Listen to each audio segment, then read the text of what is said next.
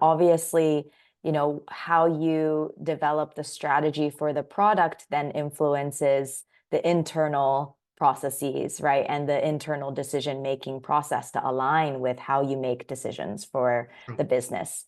And so with that, maybe we can talk a bit about performance management and that being one of the processes, obviously, as a top priority for HR. Would you be able to share a little bit about what phase you are in terms of the performance management process right now? Could you give me a little bit of background of where you are? Yeah. Oh, certainly. So our performance management process has evolved over a period of time. And the primary reason why it has evolved is because the needs within the organization, the talent within the organization has evolved as well. So some of the changes that we've seen in our processes, if I can list down a few. So we've moved away from a 4-point scale to a 5-point scale. This is one change. It was so the assessment scale itself. Second was from not so frequent formal touch points to more frequent formal touch points.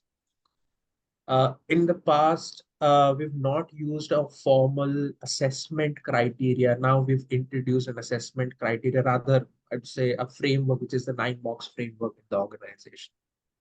So all of this has, like I said, has primarily come from the feedback from our employees, our managers, our leadership, who have brought in a certain valuable insight or feedback or input in terms of how we should now look at the performance management. If I talk about continuation of how this has changed, even within HR, it has changed. Obviously, the HR, folks have to drive this. So few years ago, we used to do a very mechanical training around the platform, very mechanical training around what the process is, go in the system, show them what to do, etc.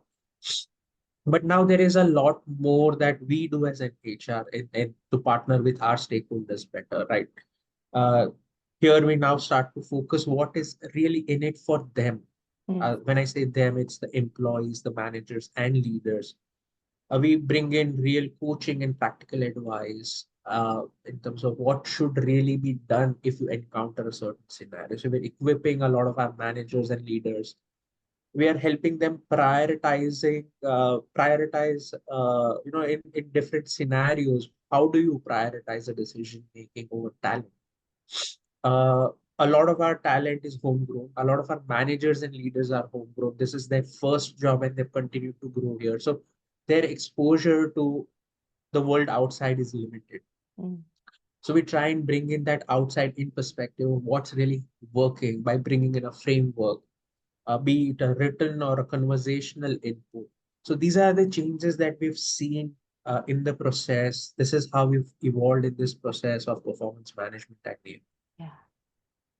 Amazing. Thank you so much for sharing. And I'd love to double click on some of the things that you've shared so far. And maybe we can start with this idea that you just ended on in terms of coaching employees and managers. I hear that this is a very common challenge for many organizations. How do we ensure high quality feedback from the managers? How do we ensure that they dedicate time and attention to this process? Because obviously it's additional work for them, right? Could you maybe share an example of a pushback or a challenging situation that you have faced with manager or an employee and how you went about coaching or your team went about coaching this team member? Certainly. So let me, before I answer this, let me also tell you how we've lightened the process.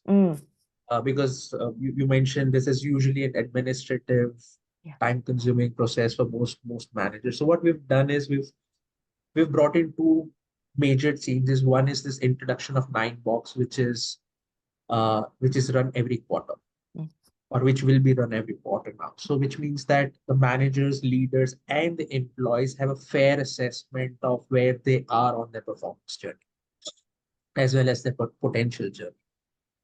So at any point in time, if this feedback shared with an employee, they are not surprised why they're receiving that feedback, be it good, bad, or ugly. So that's one thing that has helped.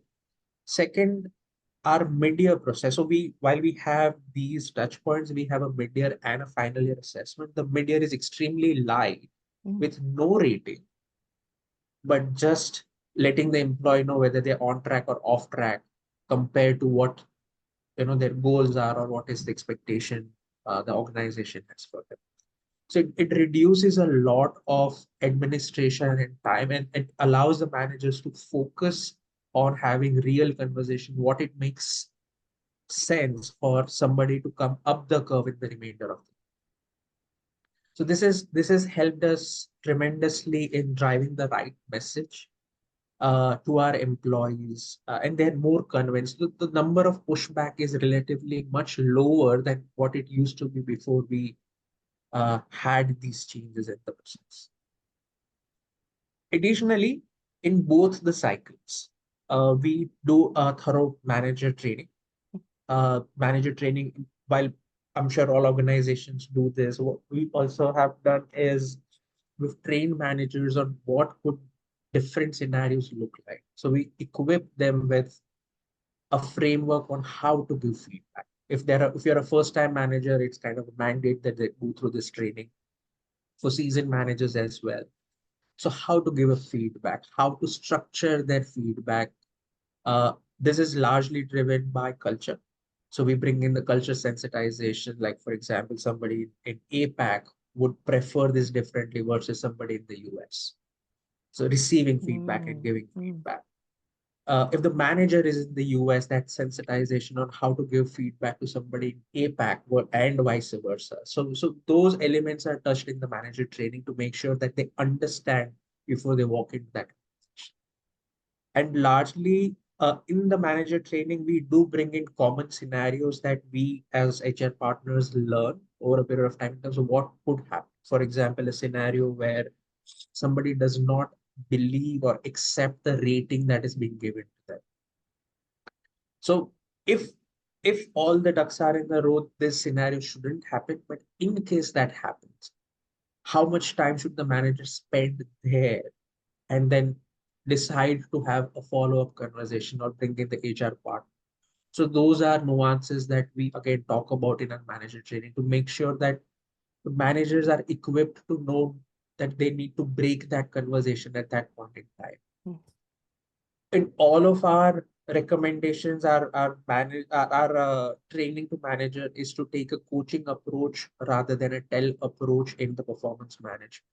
Mm. So we usually begin with, so tell me, how do you believe the year has been or the quarter has been? What are the aspects that has worked for you? What are your own learnings?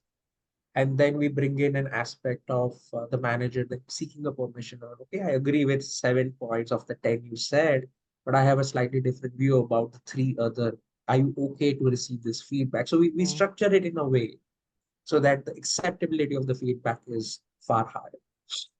So these are the points we train our managers on to make sure that the pushback is limited. Uh, it's not that we don't get pushback or there are no escalations to HR after the process, but at least our managers are equipped to handle a scenario in a one-on-one if there is one, and then we take on anything which is exceptional with the leaders, with the manager in a tripartite format, or in a group if the need be. So yeah, that's the broad approach we've taken at Nium to equip the performance management And philosophy. wow.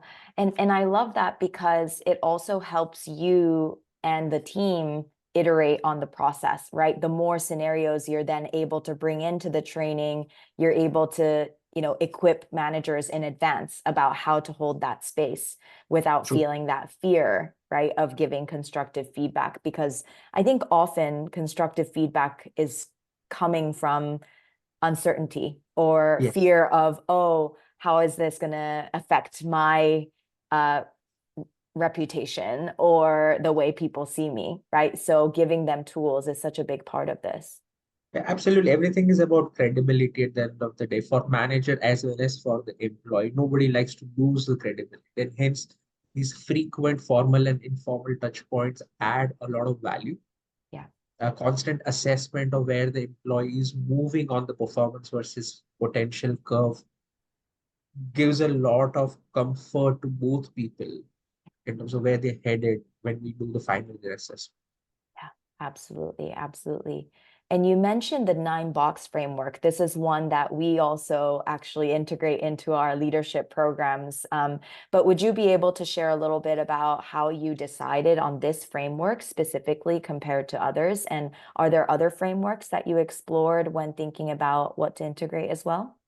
Yes, so this has been a journey for us as well. So a few years ago, we did not have any mechanics around assessing Mhm. of our talent. Uh, few years ago, we introduced the 4 box because we were not too big an organization, and 9 box was a tool that will like we need to have a certain number of people to fit into 9 box, otherwise it doesn't serve the purpose. So we introduced 4 box.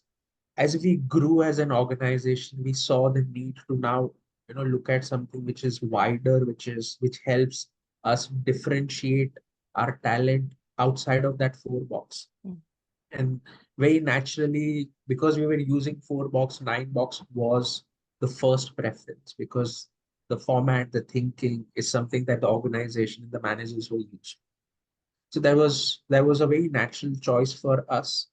However, we did not go just because it was available. We did an assessment. What we've done is we've customized the 9 box to suit aspects of Nium. So while one basically the vertical side of our 9 box is performance, which is largely driven by the 5 point scale now. The other aspect of 9 box grid comes out from potential, and we've defined potential keeping Nium philosophy, which is agility, which is responsiveness, which is collaboration. So it primarily is driven by the value system, which contributes to potential. Mhm. So that is how we were able to arrive at this model, and we thought it was a good model for us to implement. Uh, that's the journey of how we landed with 9 box and where we are. I love that. I love that integration of the values into the performance so that it's actually customized to what the needs are of the organization, right? And Yes. explicitly stating the behaviors that are expected. True. Um, Amazing. And something you mentioned earlier that is a bit more technical, but I want to dive a bit deeper is you move from a 4 point scale to a 5 point scale. Could you share a bit more about the rationale behind this? Uh, so 4 point scale, because we were using a 4 box model, Mhm. it tied in quite well with the 4 point scale. Yeah. However, in the process, so what had happened between then and now is we introduced Nium values. So Mhm. values of our organization, expected behaviors, etc., which was not fitting directly into a 4 point scale. Mm. Because at that time we wanted to integrate the how and the what, which is the performance and the behavior in the performance process. So we had to identify which was more suited to the growing need of how we wanted to assess talent. And that's where we adopted a 5 point scale. Uh, it also helped us while we don't enforce a bell curve, but it helped us give some guidance to our managers in terms of how to spread their talent, how to look at their own talent within the team. Mm. While we don't enforce it, while we don't ask managers to peg them, but it naturally at some stage you'd start to see a certain curve. It doesn't have to be a bell curve, but you start to see that differentiation. So 5 point scale helped us bring that differentiation with meets in the middle. The above is what is basically people who are exceeding, below them are where we may need some kind of intervention. So it helped us create that. And then naturally, as we what we did after that is we merged our uh, how and what into our performance, Mm. which is also the journey that I was talking Yeah. about. And then we now have a potential, which is a slightly different way of looking at. So that's purely behavior, whereas our performance is driven by how it. And that's what has helped us get our 9 box together. So that journey has been very interesting for us. We are starting to see some data come out, some information come out, which we're processing. Yeah. And it's great that to hear this journey because I feel like a lot of companies start off with performance in terms of achieving results, but once you explicitly state those values, it's such a good opportunity to really readjust, right? And iterate how you expect people to work beyond just reaching results. And I love to hear from you as a, you know, while you've been on this journey, what has been the biggest challenge that you have faced over this process? Oh, there's so many. I can go on and on and on about challenges. Uh, so and I'm gonna give it a thought before I say, because there's so many thoughts that are coming to me right now. Sure. I think maturing our managers was one of the biggest challenges we had, because we kept changing the performance management. If we look at the graph, every few uh, months, there's been a significant change in how we've started to assess that. And not everybody was up there to understand how and what needs to be done to make sure that we assess uniformly. So getting that, I think, was the biggest learning. It's been a challenge, but it's been a learning for us to work with our managers on that piece. So uh, having managers, employees, and leaders understand why we are changing, what it means in terms of change, what will be the benefit to the organization, because that's the essence. Whatever we change is because we want to drive a certain outcome for the organization. So for them to accept that, and not everybody understands and accept it at the same time. So I think that has been the biggest challenge for us. It's the change management in terms of when we adopted or we evolved in our performance management. People like to be in comfort zones. If they've done something in the past that has worked for them, there will be resistance to change, but we need to evolve as an organization. So that bridging that journey for a certain set of people, I think was the biggest challenge for us. Yeah, yeah. And I'm sure that ties back into what we just talked about around training them, evolving the training, some people accepting the fact that I guess some people might take a bit more time, and that's okay, right? That's so Because we often feel like, oh, we delivered the training, we told you all of this, right? How come you don't get it? And it takes time. it does. And then your people over a period of time. So you know that you have to go in the system and check whether they've written the feedback the way it should have been written, right? Like there's some cases, some scenarios you'd want to validate before the results are published.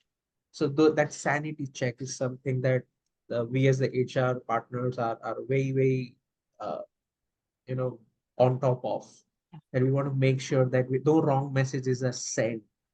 Like, just to give an example, an employee is given rating of, say, does not meet expectations, but the feedback written there is, oh, you've been a fabulous individual. We want to make sure that contradicting messages don't go out on the same form. So that sanity check is also sometimes very important. Not everybody's comfortable, managers, they're not comfortable giving tough feedback. So how do we equip them to give a tough feedback? So yeah, that change management has been a great learning for all of us. Yeah. Amazing. Thank you. I think a lot of our community members will resonate with that. And the final question I had for you is, if you were to give one advice to someone who is taking a look at their performance management system, looking to revamp it, or they're at the like early stages of actually getting the buy-in from leaders to incorporate this, what would that advice be? Uh, Again, there's so many things that are coming to my mind, but if I have the liberty, I'm gonna give few. Mhm. So first, I think as an HR professional, we need to understand the requirement of the organization, the stage of growth. the type of talent that sits within our organization, and then decide the process of building or revamping our performance management process. Just because a similar organization or our competition adopts a certain philosophy doesn't mean it'll work for us, right? Like somebody else. So one size does not fit all. And the leaders need to participate in the performance management process as much as the HR is driving. So I think that's the first key message that I have. It is about understanding the landscape of our own organization and Mm. then deciding the performance management process, tool, framework, etc., etc. Second, from my own experience, I can tell you that it's okay to change Mm. the processes frequently. Sometimes this will create confusion. Some employees may complain, some managers may not be happy. They may not understand why HR keeps doing that. But I can tell you with confidence that if if there are if there are sessions conducted with the intent to explain them what what does this mean for the organization, and how does this help the organization transform, and then connect it to what's in it for them, it usually works. So my second learning or second message will be, it's okay to change. Just Mm. because we've adopted a process doesn't mean we have to stick to it for life. Yeah. It's okay to change over a period of time. In this process, what is important is very clear and crisp communication, conducting very specific cohort sessions for people whom we know may be troublemakers. I'm sorry for using that word, but it's important for them to be taken along. Yeah. And this could be a very small population in each organization. But driving that change management is our responsibility as HR professionals and not the responsibility of leaders or managers or Mm. employees. Mm. So it's okay to change, but we need to own the change process. Mm. Mm. And the final thought that I can leave with is the driving force behind any performance management process is to have a better and a more actionable feedback where the action holder, the employee at the end of the day, is convinced that that feedback will help him or her grow as a professional within that company or in that industry. So performance management can work brilliant if the culture around the performance management aspect is respected. So Mm. it's about creating a culture where giving and receiving feedback is respected the same way. So these are the three lessons that I've learned while implementing performance management and here as well as in my previous organizations. And I think these these are things that I don't read about on a blog or hear in a or read in a book, but these are my own practical learnings that I have witnessed too. So yeah, these are some of the top of mind recollections on what works.